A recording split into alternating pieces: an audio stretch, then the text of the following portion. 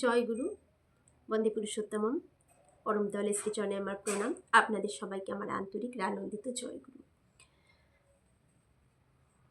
পরম পূজ্যপাদ কাজলদার শ্রদ্ধাঞ্জলি আজকে এই ইষ্ট প্রসঙ্গে।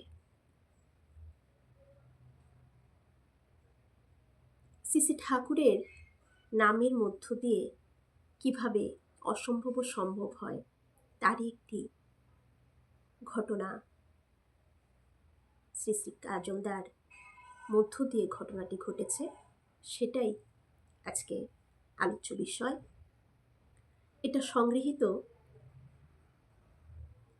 অনিশ চক্রবর্তী দাদার লেখনী থেকে। ওনারই জীবনের ঘটনা, যে এই ঘটনার মধ্যে একটি সদ্যজাত শিশুর ভূমিষ্ঠ হওয়ার ঘটনা রয়েছে। আর সেই শিশুটি হচ্ছে নবজাতক যে শিশুটি, তিনি হচ্ছেন এই অনিশ চক্রবর্তী, যিনি এই ঘটনাটি লিখেছেন পরম পূজ্যপাদ শ্রী শ্রী কাজলদার উদ্দেশ্যে। আসুন সবাই আমরা পরম দয়ালের এই ঘটনাটি শ্রবণ করি। এক ভদ্র মহিলার প্রসব বেদনা উঠেছে মারাত্মক, মানে এই অনিশ চক্রবর্তীদার মায়ের কথা এখানে বলা হচ্ছে। প্রসব বেদনা উঠেছে মারাত্মক, যন্ত্রণায় ছটফট করছেন, কিন্তু ইথার প্রক্রিয়া সম্পূর্ণ হওয়ার পরেও এনেস্থেসিয়া কোনো কাজ করছে না, কিছুতেই অচেতন করা যাচ্ছে না রোগীকে। ফলে ডাক্তাররাও অপেক্ষারত সময় বয়ে চলেছে। স্বনামধন্য শল্য চিকিৎসক ডাক্তার সুবরায় তার ছাত্রের দিকে তাকিয়ে বলে উঠলেন, এখানে ছাত্রটি হচ্ছেন কিন্তু পরম পূজ্যপাদ কাজলদা। ছাত্রের দিকে তাকিয়ে বলে উঠলেন, তোমার বাবার কাছে প্রার্থনা করো, এছাড়া কোনো উপায় দেখছি না। মা বা সন্তান যে কোনো একজনকে আমাদের হারাতে হবে। ছাত্র ডাক্তারটির উদ্বিগ্ন চিত্তে মুহূর্তের মধ্যে ওটি ছেড়ে বাইরে বেরিয়ে গেলেন। মানে ডাক্তারের এই উদ্বিগ্ন চিত্তটি দেখে ছাত্রটি, মানে কাজলদা, ওটি ছেড়ে বাইরে বেরিয়ে এলেন। এসে সে সময়টা হচ্ছে 1971 সনের ঘটনা। সিজার করা তখনকার দিনে মোটেও সহজসাধ্য বিষয় ছিল না। আজকের মতন অত্যাধুনিক চিকিৎসা পরিষেবাও তখন ছিল না, অনেক আগের ঘটনা। বাইরে বেরিয়েই তিনি দেখতে পেলেন হাসপাতাল পরিসরে কয়েকজন আশ্রমিক মা ঘোরাফেরা করছেন। তাদের উদ্দেশ্যে তিনি বললেন, আপনারা ওটির সামনে বসে খুবসে নাম করুন, তবে মা এবং সন্তান দুজনেই যদি দয়ালের কৃপায় রক্ষা পায়। এরপর যেসব মায়েদের শ্রী শ্রী কাজলদা ডেকে বললেন ওটির সামনে বসে নাম করতেন, সেই মায়েরা হলেন দুর্গা মা, স্বর্গীয় মঙ্গল বোসদার স্ত্রী; দুর্গাবতী মা, স্বর্গীয় দেবীপ্রসাদ মুখোপাধ্যায়ের মাতৃদেবী; প্রসাদী মা, স্বর্গীয় মনোহর সরকারদার স্ত্রী প্রমুখ আশ্রমিক মায়েরা ওটির সামনে বসে ঘন্টার পর ঘন্টা নাম করা শুরু করেন। ওটিতে ফিরে এসে নবীন ডাক্তারটি দেখেন রোগিণী তখনও অচৈতন্য হননি। মানে ওটিতে ঢুকে পরম পূজ্যপাদ কাজলদার দেখলেন যে রোগী তখনও অচৈতন্য হননি, তার সেন্স তখনও রয়েছে। অত্যন্ত চিন্তামগ্ন শিক্ষকের দিকে তাকিয়ে তিনি বলেন, আর যে স্বনামধন্য যে শল্য চিকিৎসক তার শিক্ষক, তিনি একটা চিন্তামগ্নভাবে কাছে দাঁড়িয়ে আছেন। তার দিকে তাকিয়ে কাজলদা বললেন, আপনি আর একটু সময় অপেক্ষা করুন স্যার, আমি দেখছি।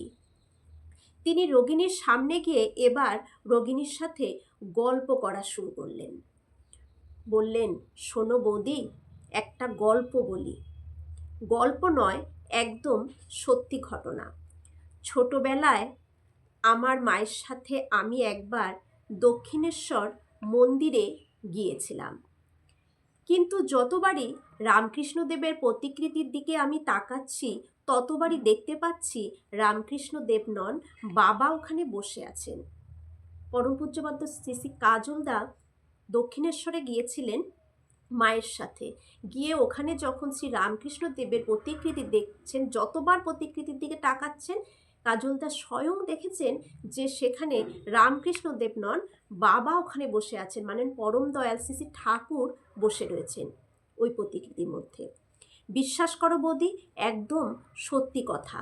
যতবারই রামকৃষ্ণ দেবের প্রতিকৃতির দিকে তাকাচ্ছি ততবারই দেখতে পাচ্ছি রামকৃষ্ণ দেব নন, বাবা ওখানে বসে আছেন।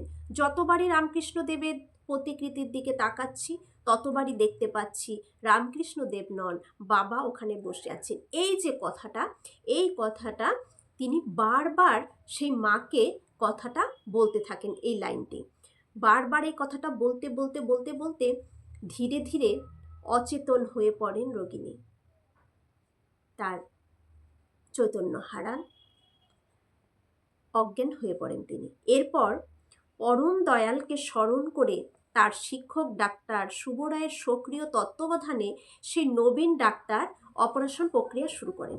তারপর যখন সেই মার অচৈতন্য হয়ে পড়েন, তারপর সেই স্বনামধন্য চিকিৎসকের সহযোগিতায়, শিক্ষকের কথা, সেই নবীন ডাক্তার মানে পরম পূজ্যপাদ কাজলদা, তিনি এই সিজার করা শুরু করলেন, অপারেশন প্রক্রিয়াটা শুরু করে দিলেন।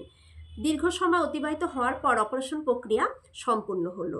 পরম দয়ালের অপার করুণায় এবং আশ্রমিক মায়েদের সমবেত প্রার্থনায় রক্ষা পায় মা সন্তান দুজনেই। হাসি ফোটে সেই নবীন ডাক্তারের মুখে।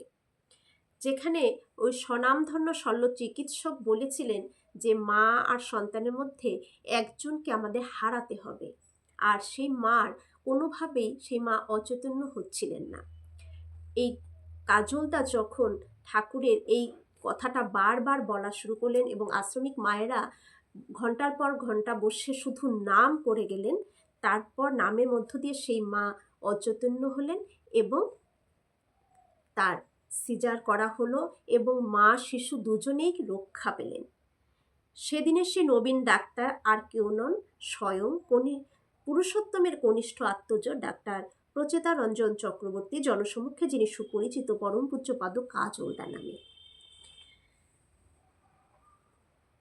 তাহলে দেখুন, শুধু বিশ্বাস করে যদি ঠাকুরকে মানে বিশ্বাস করে ঠাকুরের চরণে যদি সমর্পণ করে দেওয়া যায়, নাম করা যায়, তিনি আমাদের উদ্ধার করেন। এরকম আমরা আমাদের নিজেদের প্রতিনিয়ত সকলের জীবনে এরকম কিন্তু আমরা প্রমাণ পেয়ে থাকি।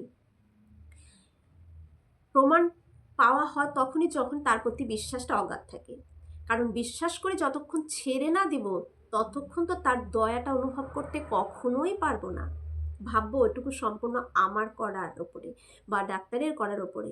তাই যতক্ষণ তার প্রতি অগাধ বিশ্বাসটা আমাদের না জন্মাবে ততক্ষণ পর্যন্ত তার দয়া, তার কৃপা কোনোটাই পাবো না, পেলেও বুঝতেই পারবো না যে তার দয়ায় এমনটা হলো। তাই তাকে ভালোবাসতে হয়, তাকে ভালোবাসাই মানে তাকে অনুসরণ করে চলা, তার বলাগুলোকে মেনে চলা। সবার মঙ্গল প্রার্থনা করি, সবাই ভালো থাকুন। জয় গুরু।